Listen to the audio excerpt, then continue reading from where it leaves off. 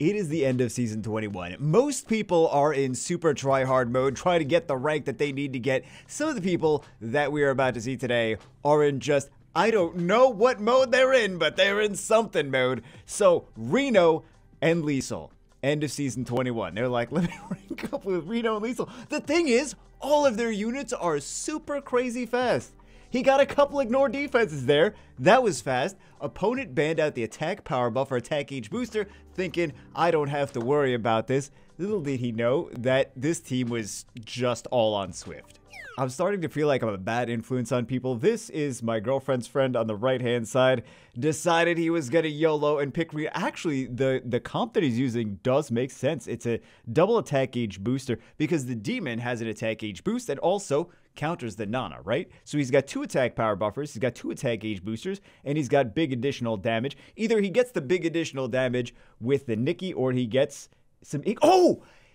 He was so close to getting quad 6s. That's pretty crazy. I was so excited to see this. This guy is actually picking Ryan in RTA. I don't know if I would have picked him in this specific spot, but actually could be pretty good against two of these units here. So he's got 2 strippers. Does he get the strip? Does he get the attack?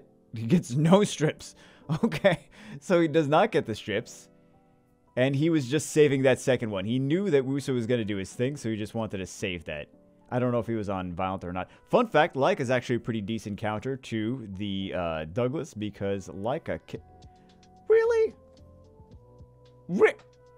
Come to us, really? You gave this guy the worst... He's the one picking Ryan. Oh, that's why they gave him the worst RG, because he picked Ryan. They're like, I know whose videos he's watching.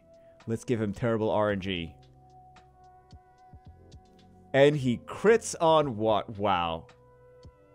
So here's the situation, is this guy, the match was, Comtois just decided the match was over before it even started for him. That is sad. Feels bad. Look at the extra violent procs, accuracy, resistance don't apply.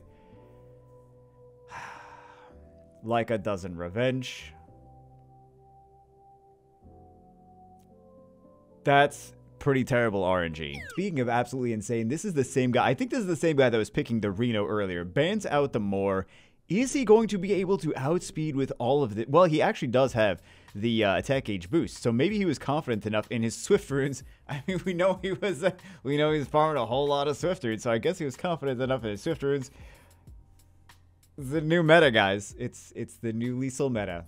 This next team is absolutely ridiculous. So this guy's coming in with double strippers and double Kobold bombers, both of which get through the pick ban phase. The Juno gets banned out. Juno's been a pain for me the past day. She's more of a pain than she ever was before that. Usually she's not too big of an issue, and all the bombs get cleansed off.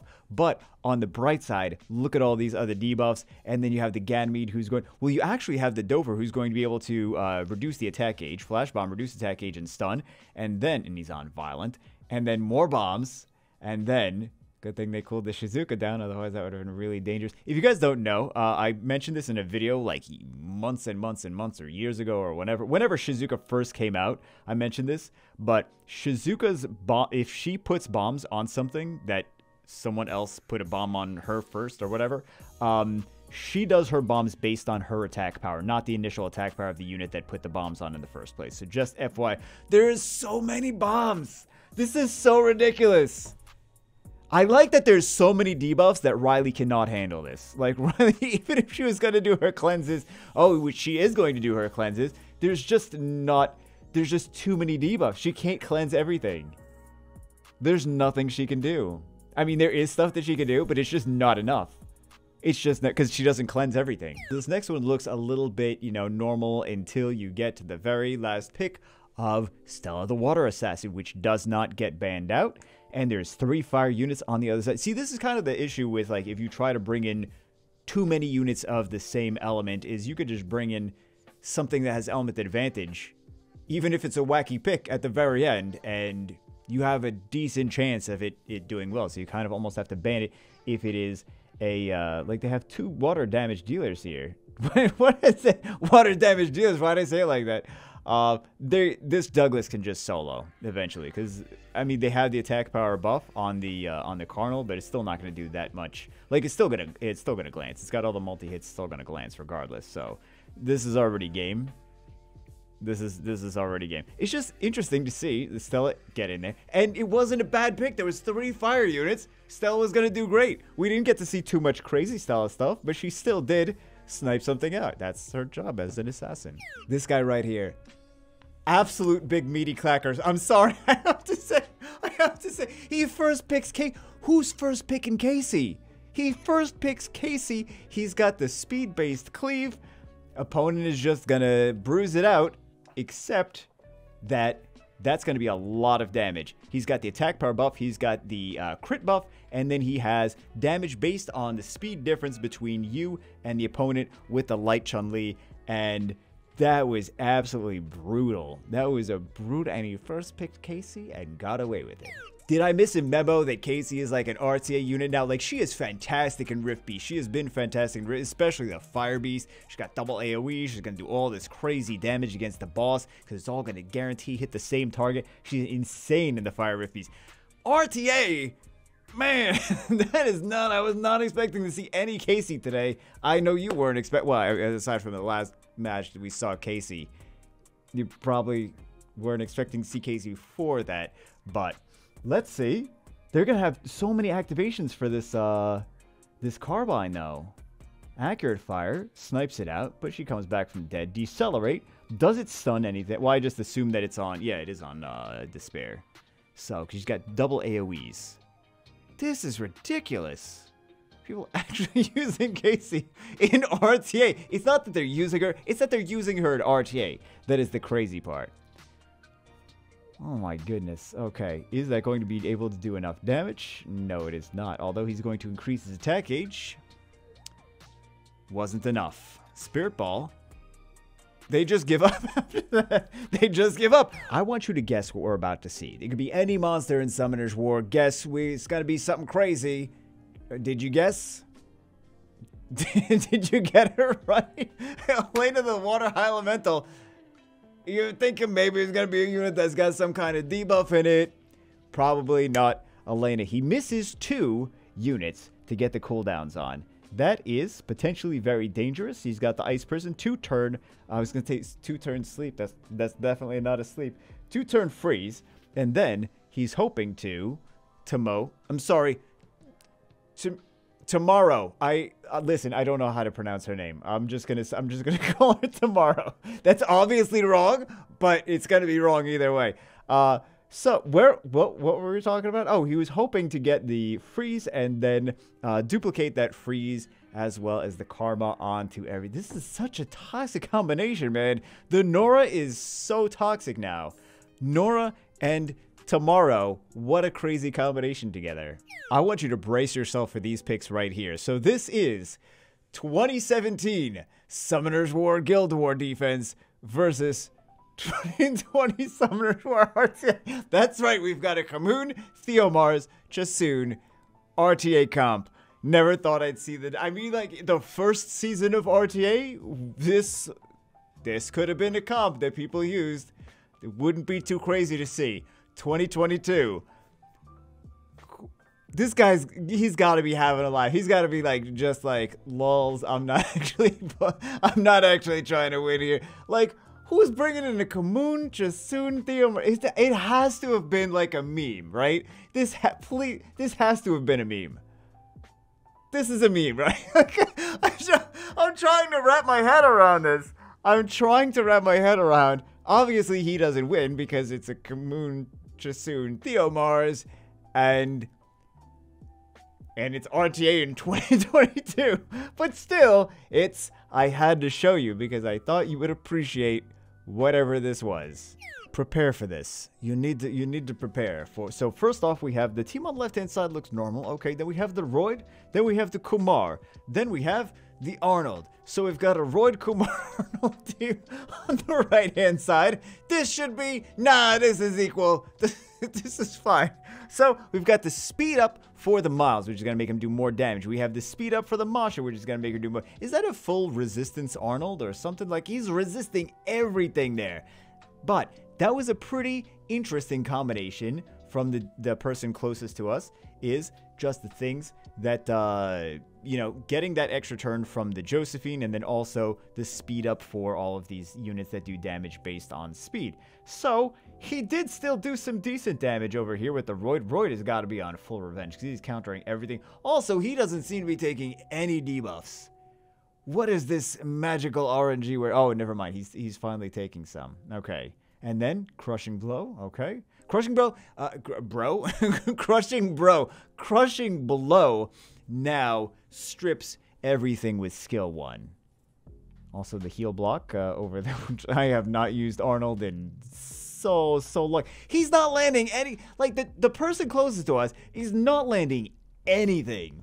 Which is really just allowing the person using Arnold and Kumar and Royd to get away with some stuff that maybe they shouldn't be getting away with. I don't know. But just the fact that it's... Yeah, that full strip... Oh, that's a... Bye-bye. Bye-bye, Kumar.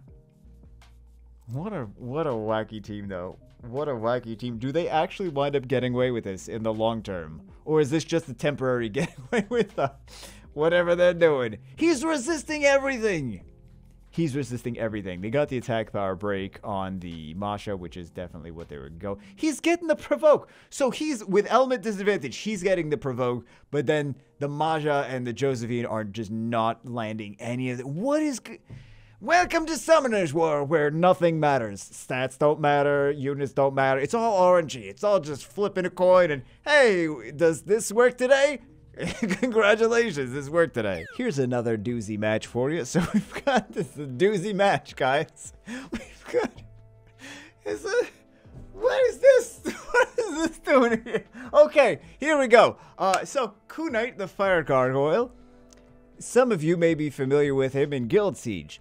Probably not a lot of you have been aggressively picking him in RTA, which is not surprising. He does destroy HP, which is not really that useful in RTA because RTA destroys your HP anyway the longer the match goes, so you don't really need to. Anyway, let's take a look at Kunite's passive. He's got amazing base speed of 93. He's got the first skill, attacks the enemy, inflict damage, increases according to your defense, stuns the enemy for 1 turn with a 30% chance. In addition, increases your defense by 30%. Accumulates up to 5 times. That's a lot of defense. That's pretty good. Destructive Claw, second skill, inflict is so long.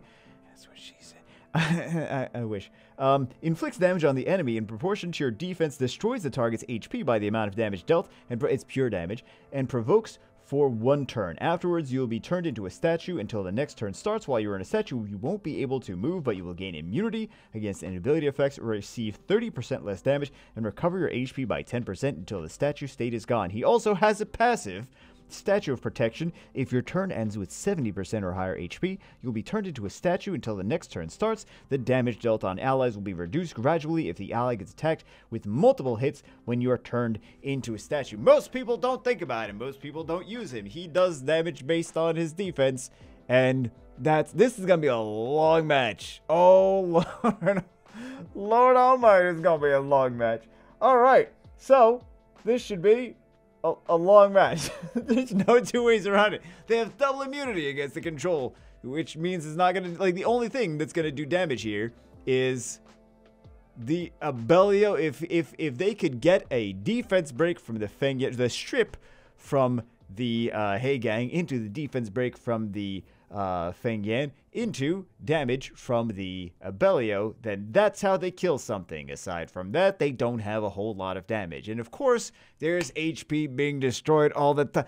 Who goes into RTA thinking like, I would like a 3.5 hour long match? Well, I guess that's why you bring Destroy HP if you're planning on the match being 3.5 hours long. Oh my goodness. It's so long. That's what she said. No. It's going to be such a long match. They are destroying HP, but the more time goes, the HP is getting destroyed as well. You know what that was? If you notice right there, the Kunite's passive, Feng Yan did multi-hits against the Fire Rune Blacksmith, and Oh, now she's stunned. Oh, poor Runehammer Blacksmith. And it mitigated some of the damage there because that's part of the Kunite's passive. So we're just going to see. And there's some more multi-hits, which means it's going to mitigate some of the damage. This is just a 3.5 hour long match. Oh my goodness. You couldn't have picked the wind one or couldn't have picked like a Lucian. Well, if it was a Lucian, we wouldn't be seeing the match, though, so that wouldn't make any sense if it was a Lucian. He is destroying a whole lot of Abelio HP, but... oh my goodness, yeah, Wild Cure, but that's not going to make up for all the HP you lost. This is just what... just such a wacky team. Like, this is not... oh, hold on.